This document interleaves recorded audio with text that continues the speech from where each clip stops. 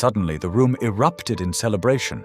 Someone shouted, "Hooray! Hooray!" And then Frank Rowlett jumped up and shouted, "That's it! That's it!" But the young woman whose discovery had made this moment possible stood quietly. The year was 1940. American cryptanalysts had been struggling for about 18 months to break Japan's most sophisticated diplomatic cipher. Its name was Purple. They didn't have the Japanese machine. They only had intercepted messages, hundreds of seemingly meaningless letters. Among the codebreakers was a 27-year-old statistician, Genevieve Grotjan. On September 20th, 1940, she was studying 6 Japanese messages that had already been partially reconstructed. She compared them carefully. And then she noticed something. The letters looked random, but they weren't completely random. Certain sequences were repeating in the larger group of letters used by the cipher.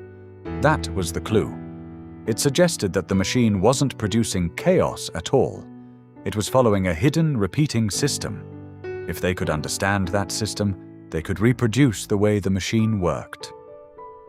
Genevieve quietly approached Frank Rowlett. She asked if she could show him what she had found. She pointed to a line on one sheet, then another. And then she simply stepped back. Rowlett looked at the papers, and suddenly, that's it.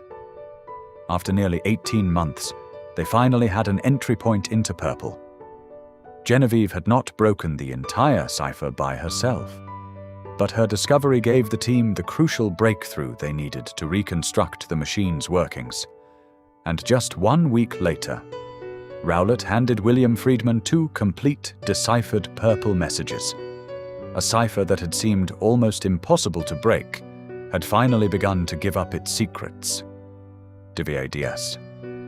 But Genevieve's story has an even more remarkable ending. 51 years later, historian David Kahn asked her about that breakthrough. For history, it was an extraordinary achievement. But Genevieve simply said, "Maybe I was just lucky." And then, I regarded it more as just one step in a series of steps. Think about that. To the world, it was history. To Genevieve, it was just one step. Maybe that's how great things often begin. Not with someone thinking, "I'm about to make history," but with someone simply noticing something others missed, doing the work, and taking the next step.